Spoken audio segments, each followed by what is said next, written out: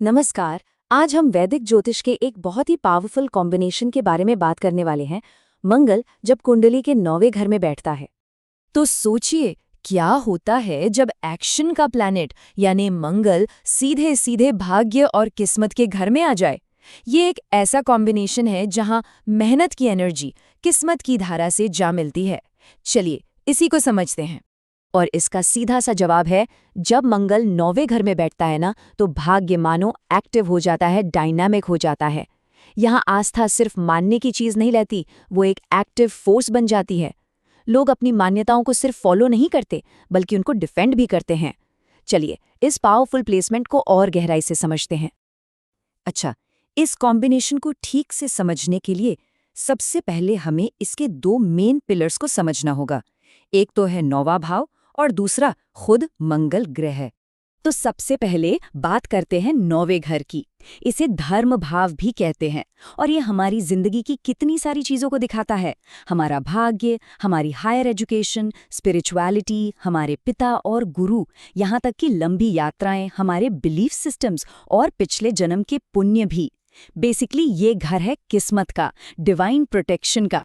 और अब आते हैं मंगल पर। मंगल क्या है? मंगल है हिम्मत, एक्शन, डिसिप्लिन, प्रोटेक्शन, अपने बात को दमदारी से रखना। तो जरा सोचिए, जब ये फायरी प्लैनेट 9वें घर में आता है तो इसकी आग सीधे सीधे किसी इंसान के विश्वास और उसकी लाइफ फिलॉसफी को टच करती है। तो ठीक है, फाउंडेशन तो अब हम समझ गए। अब देखते हैं कि ये कॉम्बिनेशन जिंदगी के अलग अलग हिस्सों पर आखिर असर डालता कैसे है। सबसे पहला और सबसे इम्पॉर्टेंट इफेक्ट ये है एक बहुत ही स्ट्रॉन्ग और एक्टिव बिलीफ सिस्टम का बनना। ये कोई पैसिव फेथ नहीं है, बिल्कुल नहीं।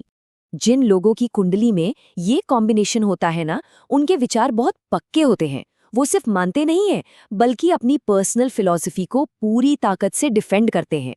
धार्मिक या मॉरल टॉपिक्स पर बहस करने से भी नहीं कतराते। और हाँ, अपनी स्पिरिचुअल प्रैक्टिसेस में गजब का डिसिप्लिन फॉलो करते हैं। यहाँ पर आस्था एक एक्टिव फोर्स है, एक ताकत है। दूसरा असर पड़ता है पिता या गुरु जैसे अथॉरिटी फिगर्स के साथ रिश्तों पर, और ये एक बहुत ही डायनामिक एरिया हो सकता है। अक्सर मंगल यहाँ एक स्ट्रॉन्ग और अथॉरिटेटिव पिता को दिखाता है। गुरु के साथ भी रिश्ता काफी डायनामिक रहता है, लेकिन हाँ, मंगल का ईगो कभी कभी डिसएग्रीमेंट्स भी पैदा कर सकता है। इसलिए रिस्पेक्ट और पेशेंस बनाए रखना यहाँ बहुत बहुत जरूरी हो जाता है।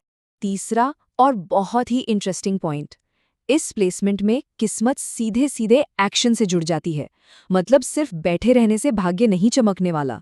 तो बात यह है कि किस्मत तब साथ देती है जब इंसान खुद इनिशिएटिव लेता है, ट्रैवल करता है, हायर स्टडीज के लिए जाता है और कॉन्फिडेंस के साथ काम करता है।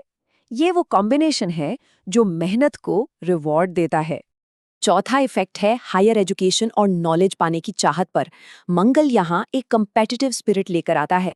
मंगल पढ़ाई लिखाई में कॉम्पिटिटिव सक्सेस दिलाता है, खासकर लॉ, इंजीनियरिंग या मिलिट्री स्टडीज जैसे फील्ड्स में इंटरेस्ट पैदा कर सकता है। और अक्सर देखा गया है कि ऐसे लोग एजुकेशनल सर्कल्स में लीडरशिप रोल्स में भी आ जाते हैं। मतलब इनके लिए लर्निंग का एक क्लियर पर्पस होता है। और पांचवा पॉइंट जुड़ा है ट्रैवल और एडवेंचर से, क्योंकि जैसा हमने कहा 9वां घर लंबी यात्राओं का भी तो है। तो मंगल यहाँ एडवेंचरस ट्रैवल, फॉरेन अपॉर्चुनिटीज और यहाँ तक कि करियर या एजुकेशन के लिए रीलोकेशन भी करवा सकता है। एक तरह से इस प्लेसमेंट वाले लोगों के लिए मूवमेंट ही डेस्टिनी को एक्टिवेट करता है। एक और बात, 9वें घर में बात कर मंगल 3 और घरों को भी देखता है। इसकी दृष्टि 12वें घर पर पड़ती है, जो फॉरेन लैंड्स और खर्चों से जुड़ा है। तीसरी दृष्टि तीसरे घर पर, जो हिम्मत और कम्युनिकेशन का है, और चौथी दृष्टि चौथे घर पर, जो घर और माँ का है। तो ये किस्मत को मेहनत, सफर और इमोशनल बेस से जोड़ देता है। अब आते हैं इस एनालिसिस के एक बहुत ही क्रूशियल हिस्से पर। एक स्ट्रॉन्ग मंगल और एक वीक मंगल में क्या फर्क होता है, और ये फर्क बहुत ज्यादा मायने रखता है। देखिए, मंगल की कंडीशन यहाँ सब कुछ बदल देती है। अगर मंगल स्ट्रांग है, मतलब अपनी ही राशि में है, एग्जॉल्टेड है या वेल सपोर्टेड है, तो ये जबरदस्त भाग्य, गुरुओं का साथ और हायर एजुकेशन में सक्सेस देता है। ऐसे लोग एक राइचियस लीडर बन सकते हैं। लेकिन अगर मंगल वीक या अफ्लिक्टेड है तो यही एनर्जी नेगेटिव हो जाती है। तब ये पिता या गुरु से झगड़े, बहुत ज्यादा रिजिड बिलीव्स, स्पिरिचुअल ईगो और लीगल ट्रबल्स दे सकता है। ऐसे में ह्यूमिलिटी यानी विनम्रता सबसे जरूरी बन जाती है। तो सवाल ये उठता है कि इस पावरफुल एनर्जी को बैलेंस कैसे किया जाए। चलिए अब हमारे आखिरी सेक्शन में इसी बैलेंस के रास्ते और उपायों पर बात करते हैं।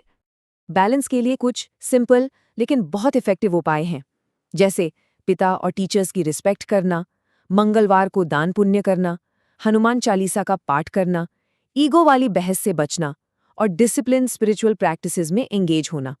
देखिए, कोर प्रिंसिपल ये है कि धर्म को ज्ञान गाइड करे, गुस्सा नहीं। तो कुल मिलाके 9वें घर में मंगल एक एक्टिव डेस्टिनी और एक करेजियस फेथ बनाता है। जब इसे बैलेंस कर लिया जाए तो ये प्रिंसिपल्ड लीडर्स और फियरलेस सीकर्स पैदा करता है। लेकिन जब ये आउट ऑफ कंट्रोल हो जाए तो यही मंगल बिलीफ सिस्टम्स में रिजिडिटी और कॉन्फ्लिक्ट पैदा कर देता है। और आखिर में जो एक बात सबसे ज़रूरी है याद रखने के लिए, वो ये है कि असली कुंजी है अपने डिसिप्लिन एक्शन को हायर वैल्यूज़ के साथ अलाइन करना। जब कर्म धर्म के साथ मिल जाता है, तब इंसान सही मायनों में अपनी किस्मत खुद लिख सकता है।